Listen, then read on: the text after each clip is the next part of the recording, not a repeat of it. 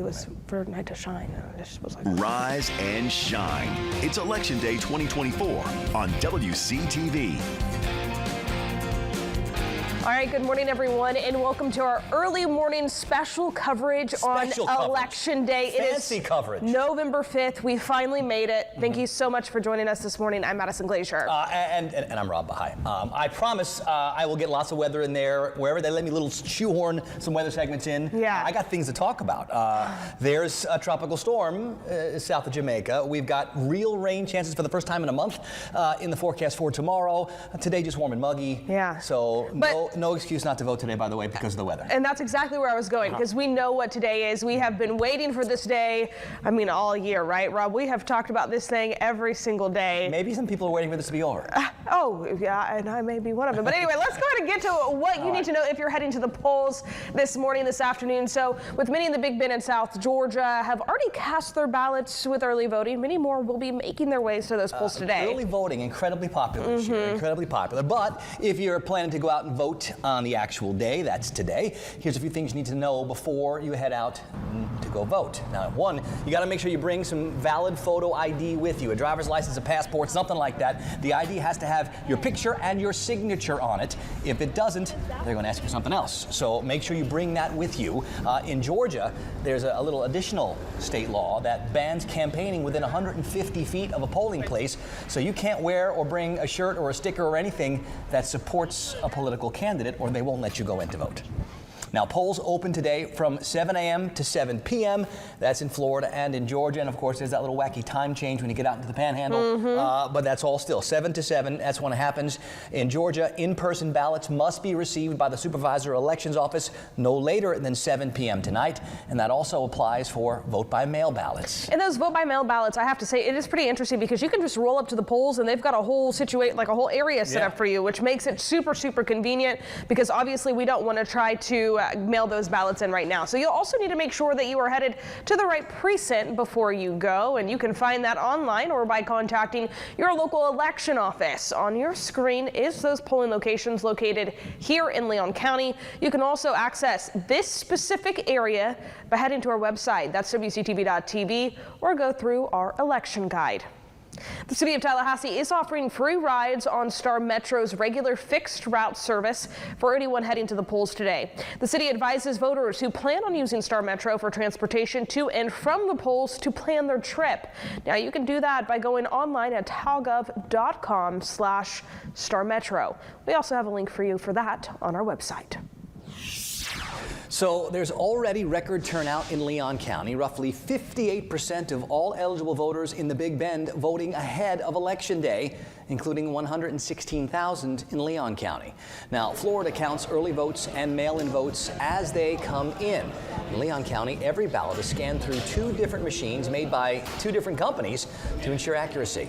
Now, behind the machines is a team of workers and a canvassing board made up of local elected officials. They're in charge of determining what a voter meant if the ballot isn't filled out properly. Officials say because of the efficient counting, most unofficial results for local races will be posted within minutes. Always some changing numbers. Our first, really what we call first unofficials, aren't due until the end of this week. So take what you see election night with a bit of a grain of salt. Now, what we might be able to determine who won a city commission seat or a state house seat in one county, the presidency will take longer as the process plays out across 50 different states and several different time zones.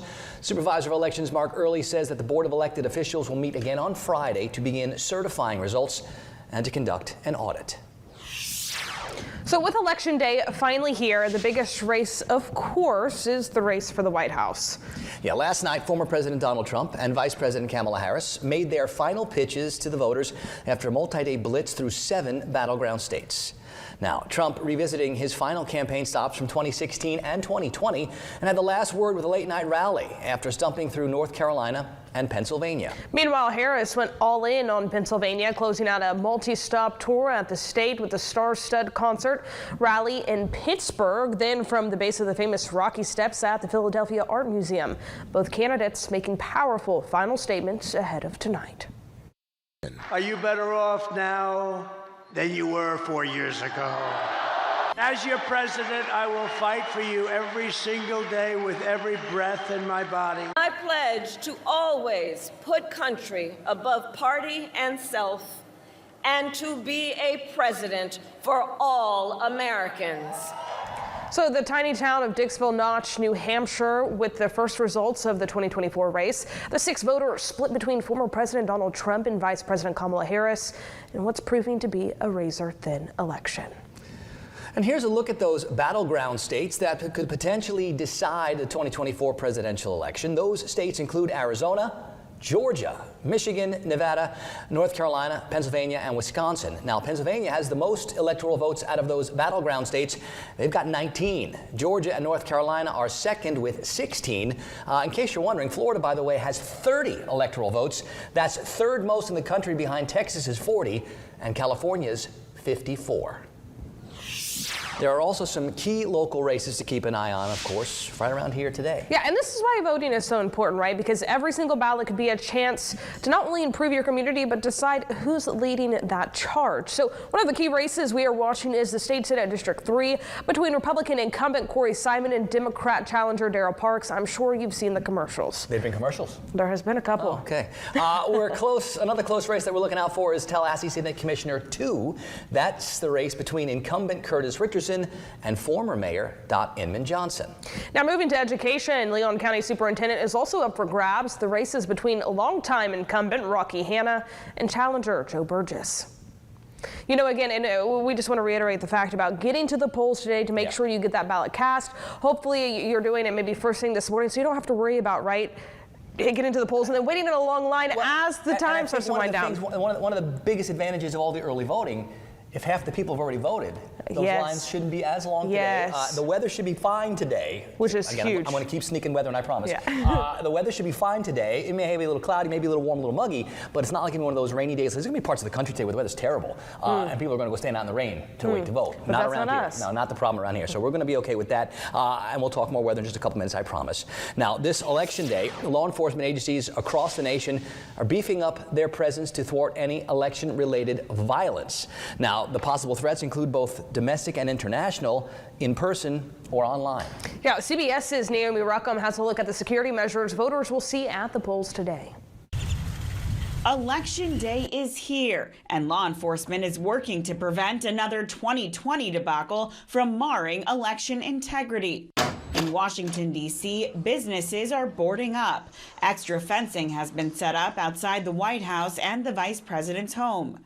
And the FBI's Election Security Command Center is running around the clock, on the lookout for any and all potential security threats. Those threats include criminal threats, such as threats to election workers, foreign malign influence, cyber threats, and acts of domestic violence. In the battleground state of Pennsylvania, the Philadelphia District Attorney had this warning for anyone attempting to interfere with the voting process. Anybody who thinks it's time to play militia, F around and find out.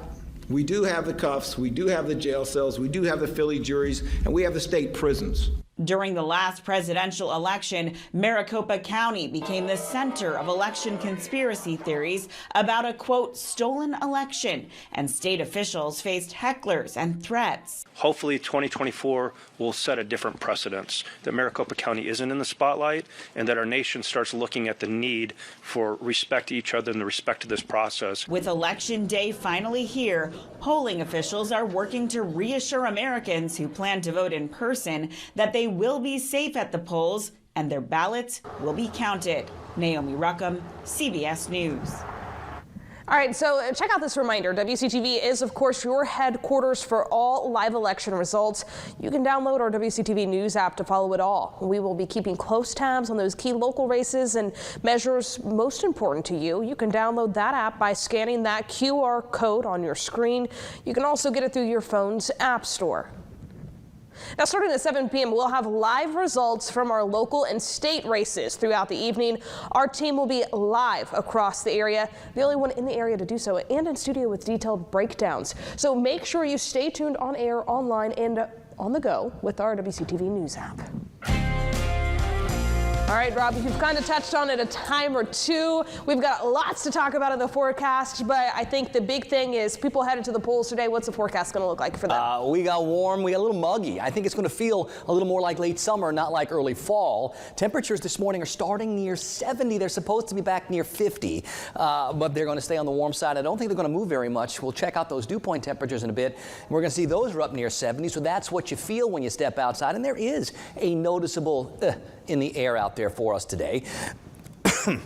Excuse me. The record high for today is 88. I bring that up because we got to 86 yesterday. We've been getting a pretty steady diet of those middle 80s, and I think we're going to get there again today. Depending on how much sunshine we're able to hang on to, well, I think we're going to have a real chance to see those temperatures climb into the middle and upper 80s. So we're talking warm and a little bit sticky. Now, November humidity is different than June and July humidity, but it is still humidity, and it is still going to be there. I see the 70 for Quincy and for Camilla, 69 at Bainbridge, Thomasville, Moultrie, 68. The coolest spot is actually Live Oak this morning at 66. Now, there was actually a couple of sprinkles in a few spots. Maybe you're one of those lucky areas that got a little something yesterday, officially a trace of precipitation at the Tallahassee airport. I think we can see something similar today. The big weather is still in the middle of the country from parts of Texas through Arkansas, Missouri, and up into some of those Midwestern states.